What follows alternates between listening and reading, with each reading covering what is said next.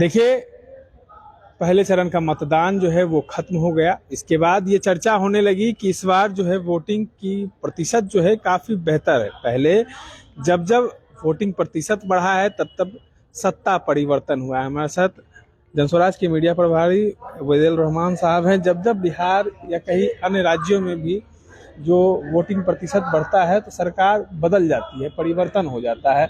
लेकिन ये भी कहा जा रहा है कि 2015 में जब वोटिंग प्रतिशत में वृद्धि हुई थी तो नीतीश कुमार पूर्ण बहुमत में आए थे। देखिए, ये जो बातें कही जा रही हैं, इस बार जो वोट का परसेंटेज बढ़ा है वो बदलाव के लिए बढ़ा है।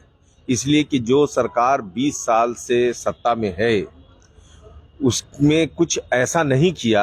अगर ऐसा की होती तो सरकार रेवड़ी नहीं बांट रही होती। रेवड़ी सरकार ने बांटी है इलेक्शन से पहले, प्रलोभन दिया है, ये इसलिए कि उसने काम नहीं किया था। और आपने देखा होगा कि बड़ी तादाद में जो युवा लोग हैं वो यहाँ पहले से कह चुके थे कि इस बार हम वोट के जरिए चोट करके दिखाएंगे। आपने जो लाठियां चलाई हैं उस लाठी का जवाब हम ईवीएम पर बटन दबा करके देंगे। तो ये सारी चीजें, और युवा वर्ग जिसने चेंज किया है वो युवा ने किया है। जिस प्रदेश में सबसे ज्यादा बेरोजगारी हो वहां आप कैसे मान सकते हैं कि युवा खुश रहेगा?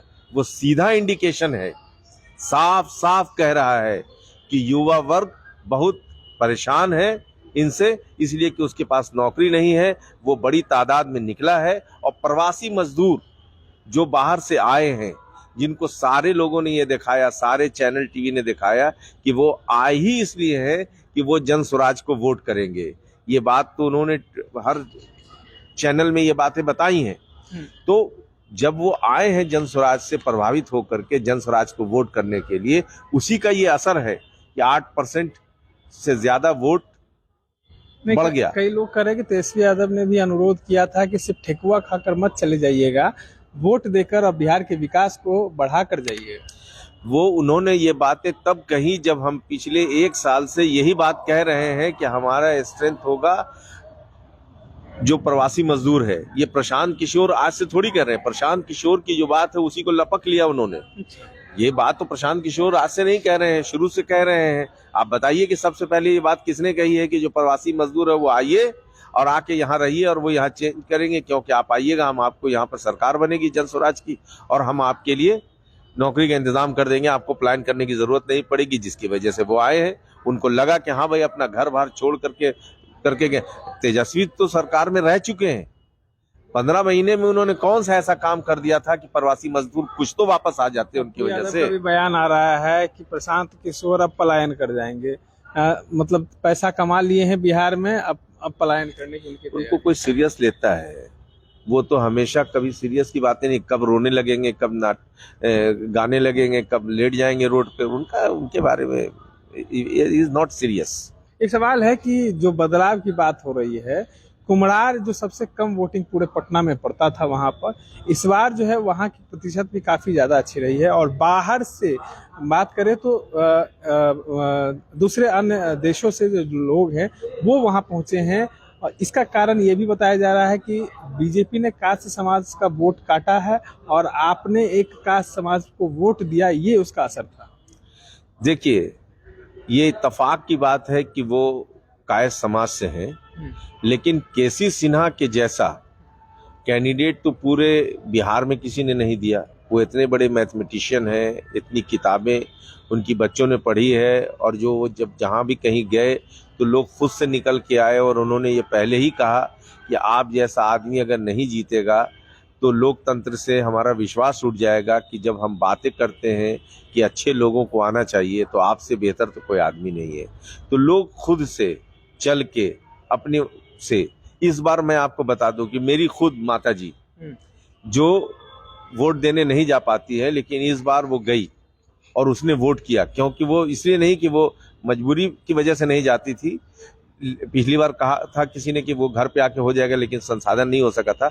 लेकिन इस बार उन्होंने वोट दिया और ये कह के दिया कि केसी सिन्हा जैसे व्यक्ति को अगर नहीं देखो कि वो भी, मेरी माँ खुद भी एक टीचर थी, तो उसने ये कहा कि हम लोगों को तमाम ऐसे लोगों को सपोर्ट करना चाहिए, और वो गई। ऐसे बहुत सारे लोग हैं जिनको हमने देखा, और विदेश से भी बहुत बड़ी तादाद में लोग आए जो उनके स्टूडेंट हैं।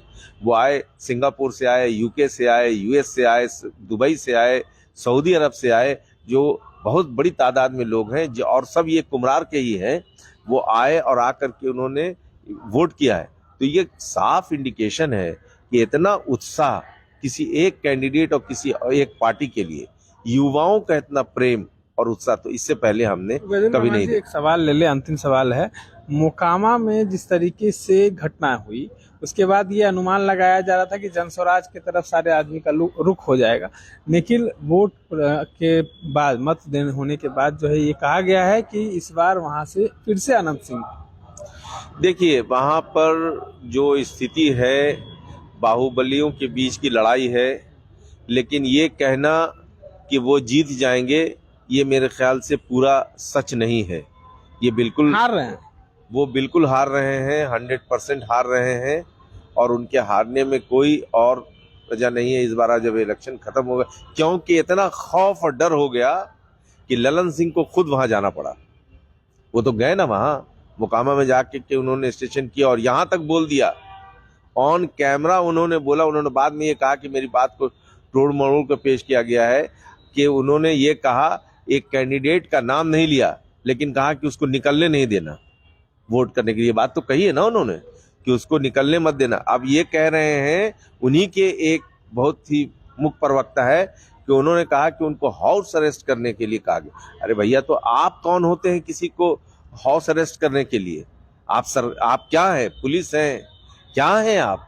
यहाँ कोई लोकतंत्र बचा हुआ है कि लाठी तंत्र है कि कोई किसी को हाउस अरेस्ट कर देगा? तो पुलिस की जरूरत क्या है? नेता के बयान के बाद जो है भारतीय जनता पार्टी या सरकार के कई विधायक हो, उप मुख्यमंत्री अपने क्षेत्र में जा रहे हैं वोट मांगने, तो उनका विरोध हो रहा है। नहीं, विरोध कहाँ हुआ? आपके नेता कहे थे ना कि आएंगे तो सवाल पूछिएगा, अपने बच्चे के बारे में सवाल पूछिएगा, रोजी रोजगार के बारे में सवाल। आप देखिए ना, तो अभी तो सामने आया ना, अभी तो डिप्टी सीएम के ऊपर कीचड़ फेंक दिया ना। डिप्टी सीएम के ऊपर ही तो कीचड़ फेंक दिया, वहां गोबर फेंक दिया, और वो कह रहे हैं कि यहाँ का प्रशासन क्या कर रहा था। बुलडोजर चलाने की बात कह रहे हैं। अरे बुलडोजर चलाने की बात कह रहे हैं, वो तो चलाए कहाँ? वो तो बातें सारी कह रहे हैं, लेकिन वो तो खुद पूछ रहे कि प्रशासन का, वो तो सब डिप्टी सीएम है, पूछ रहे प्रशासन कहाँ है। उनके ऊपर तो फेंक दिया। सवाल तो हर जगह दौड़ाया है, कई जगह कई मंत्रियों को लोगों ने क्षेत्र में आने नहीं दिया, दौड़ा दिया, क्योंकि उन्होंने पूछा कि हिसाब दो, बच्चों को पढ़ाए कहाँ, मेरा वक्त क्यों बर्बाद किए। ये सारा सवाल तो वो पूछ रहे हैं ना, मंत्री से भागे तो चल रहे हैं, निकल कहाँ रहे हैं। चलिए, तमाम बातों को सुन रहे थे हमारे साथ जनस्वराज के मीडिया प्रभारी वैदुल रहमान साहब थे। इस तरह के अपडेट्स के बने रहे इनसाइडर लाइव के साथ। धन्यवाद।